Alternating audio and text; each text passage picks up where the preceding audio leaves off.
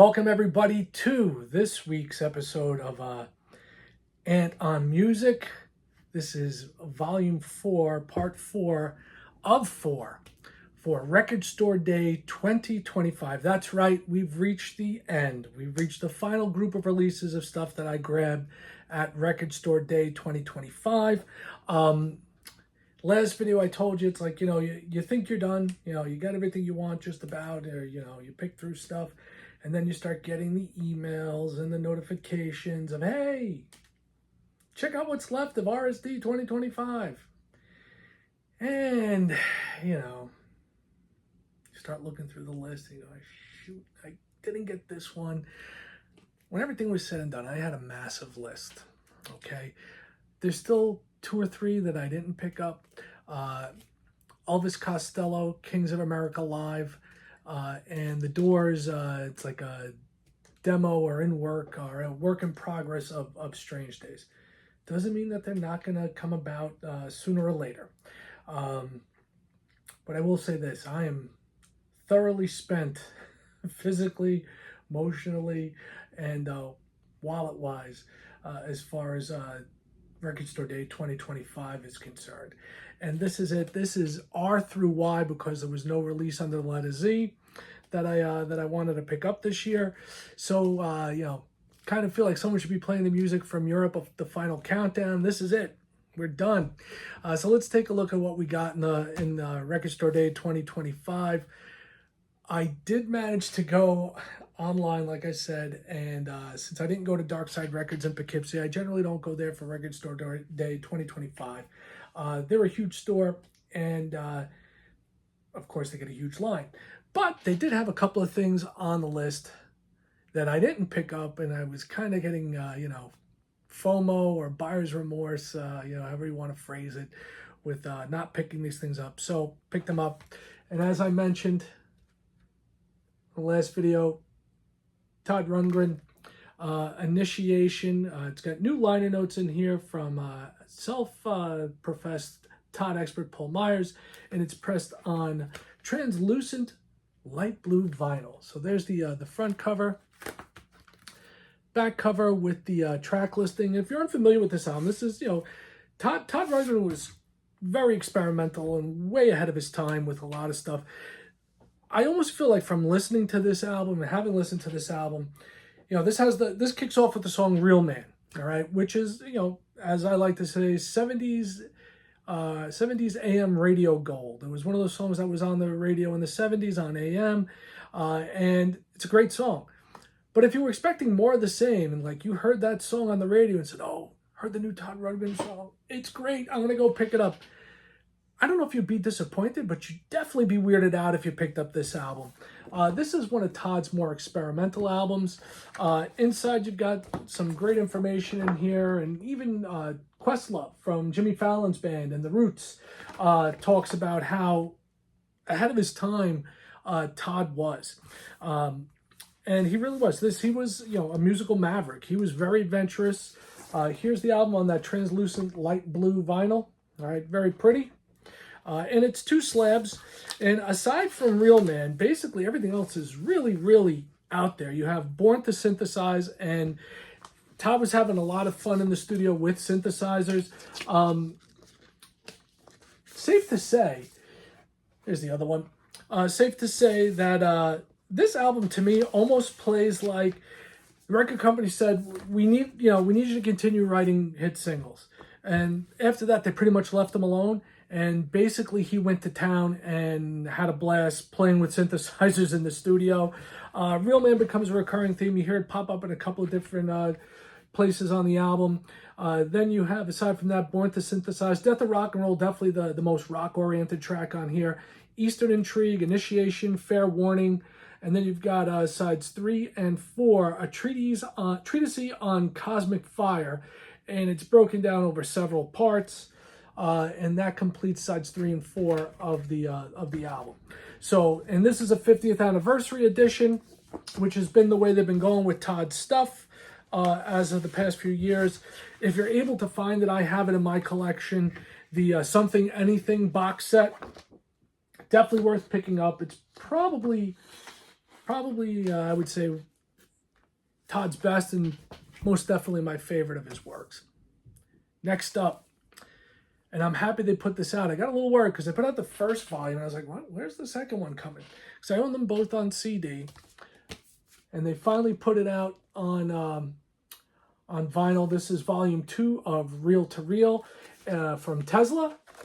It's a gatefold. You get all the information on the cover tunes that they do on here. And it's a whole album of cover tunes, which is really cool.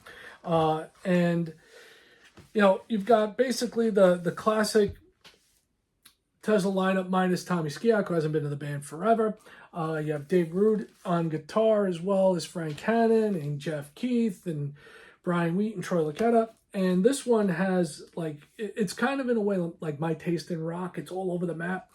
You got All the Young Dudes, which is the Mott the Hoople tune, Make It Last, Shooting Star from Bad Company, Not Fragile, Street Fighting Man, of course, The Stones, Is It My Body, I Want to Take You Higher, Sly and the Family Stone, Do You Feel Like We Do, the Frampton Classic, Beer Drinkers and Hellraisers, Seasons of Wither from Aerosmith, Saturday Night Special, 38 Special, and oh wait, Saturday Night Special is Skinner. Oh my Lord. And War Pigs by Sabbath. And this is basic black, but the sleeves, you know, typical of the last reel-to-reel release. It has the reel-to-reels on there. Oh wait, I'm corrected. This is a beautiful red vinyl. Got some colored vinyl here, that's right. And you know, this was first released on CD, and now it's back out, and it is on this gorgeous red vinyl. There's the other one. I always love when I get surprised. So you have that as well. And, you know, great set of tracks there. They're, you know, obviously their love for the genre of music that they grew up listening to, and a lot of it I grew up listening to. You know, very cool to have that and complete that collection. So Tesla's now got volume 1 and volume 2. Awesome. Now they need to put out a new album for me. Great live band. I actually seen them live a few times. First time I saw them, I didn't know who the hell they were. They were opening for David Lee Roth. Andy Taylor of Duran Duran was supposed to be the opener, and we got there, and it was like this band Tesla, and no one knew who the hell they were. And by the time I left, I was like all singing at the altar the praises of Tesla. What a great freaking band. Next, Tin Lizzy. Gotta love Tin Lizzy, all right? Phil Lynott and Company. This is the classic lineup of Tin Lizzy. You got Phil Lynott, Scott Gorham, Brian Downey, and Robo, Brian Robertson. And this is the alternative version of the classic Tin Lizzy album, Jailbreak. Love this album. Absolutely love it. This was my introduction to Thin Lizzy as a kid. Still love it to this day. So you got the cover there as opposed to the alternate cover here. And you've got some promo ads on the back. And this is basic black, but the labels are cool because they have the spaceships on there from the album cover, which is pretty neat. So this, you know, it's all alternative versions or demos.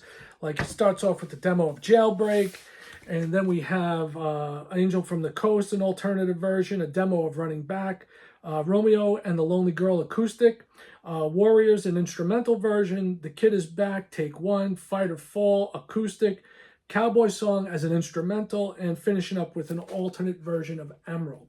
So, you know, a bit different than the original. Always appreciate getting more Thin Lizzy. You can't beat it. So that's that. Next up, all right, this was the very first band I got to see live when I was a kid. It was either summer of 84 or summer of 85. I honestly don't remember, but it's been a long time. I saw them with Openers Berlin, so technically Berlin was the first band I ever saw live. The headliners at the time, they were huge. The Thompson Twins, all right? Now, this release was originally a concert videotape, VHS and Betamax. For those of you that are too young to understand what that is, go Google it. So now what they've done is they've re-released it as a 2-album set. So you have some photos taken from that time period. All right. You've got, you know, some scant liner notes on there. This is pretty cool. You know, they talk about how, you know, they were the target of bullies, and they felt that they helped kids that were targets of bullies when they came to town. And this part I really like. I wonder if this still works. I wonder if I, copied this and sent this out, if I would end up getting some Thompson Twins merch. Oddly enough, it's also the only band where I don't have my original concert t-shirt from it. I don't know where it went. I have the Berlin one still. Can't fit into it. But I do have it. So I really wonder if this is still out there, which would be really, really cool. But we'll see. Maybe I'll check online and see if it's a real deal. And this is colored vinyl, which is pretty neat. So they did one in this deep yellow, okay? And the other one is a blue. And this has got such a cool track listing. We'll get into that in a second. Much deeper blue than the one I showed you earlier with the translucent blue. And this has pretty much everything you want from Thompson Twins. You've got an intro, then The Gap, Day After Day, Judy Doo, Watching, You Take Me Up, Hold Me Now, which was like their biggest song at the time, No Peace for the Wicked, Sister of Mercy, In the Name of Love, Lies, Lies, Lies, Lies, Doctor, Doctor, Kamikaze, and Love on Your Side. So the complete concert from Thompson Twins back in the day, and I really jazzed to have this in my collection because that was my, so September of '84, so I guess it was summer of '84. I saw them in, I think, July or August out at Jones Beach. My friend's family took me, which was really neat, the Ciciolas. So thanks for starting my concert experience. Started off on the New Wave end and saw this great show. So got this one in the collection. Really happy about that. Next up, this was one of the ones that I missed. So when I happened to be perusing, I saw it and I was like, okay, I got to get this one. Talking about U2, Brian Eno, known as The Passengers, original soundtracks 1, collaboration between Eno and U2. Show you the back of this real quick with the track listing. The big one off of here is Miss Sarajevo. And you've got a photo of the 5 chefs, the band and Mr. Eno. And you've got your liner notes on each of the individual tracks. Same thing with the second slab, got a bit of a close-up of them, as well as more liner notes. And this is, basic black.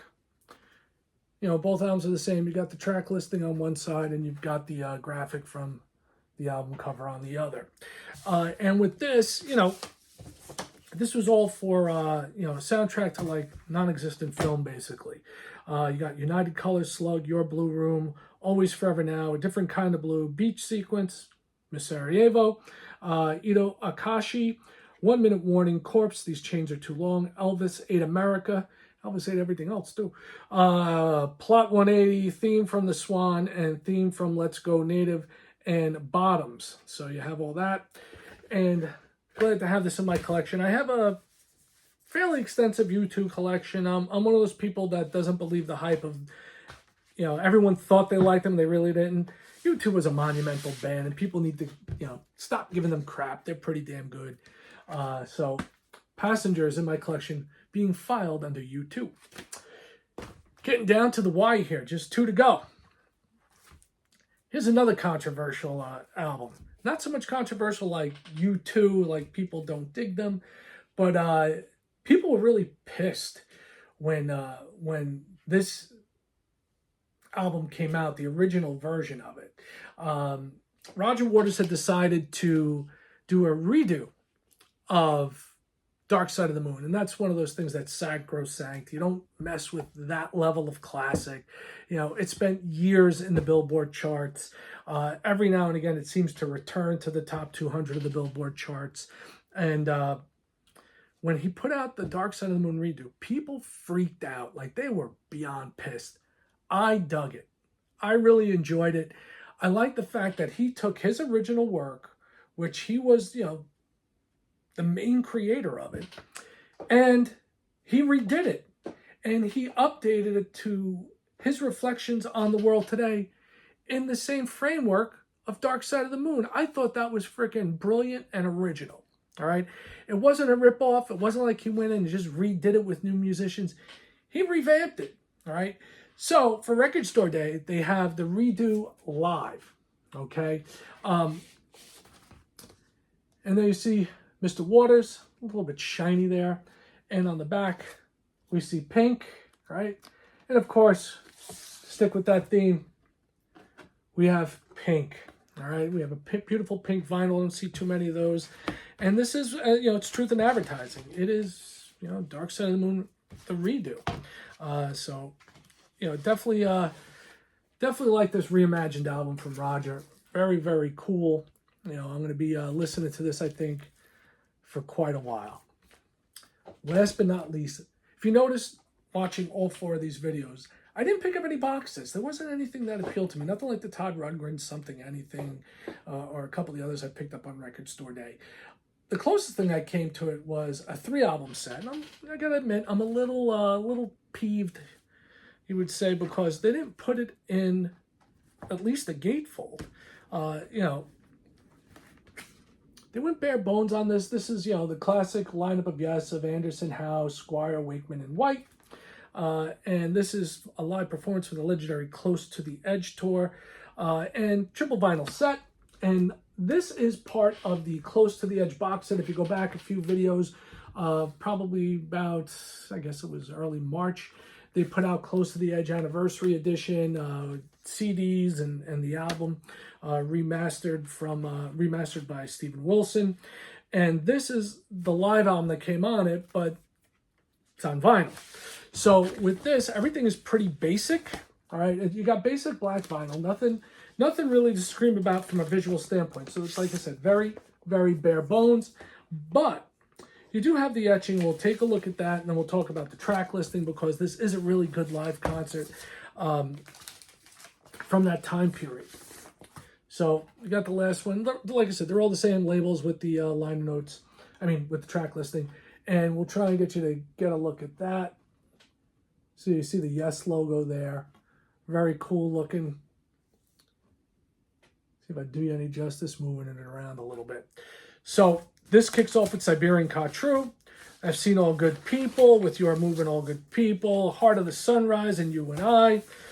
The whole Close to the Edge suite. Excerpts from Six Wives of Henry VIII. Roundabout, Yours Is No Disgrace, and Starship Trooper, which is, basically the track listing that they were doing at that time, the set list that they were doing pretty consistently night after night. So that is everything that I have for Record Store Day 2025. We can put that one in the books until I end up coming across the Elvis Costello and the Doors one, which I'll be like, wait, look what I got.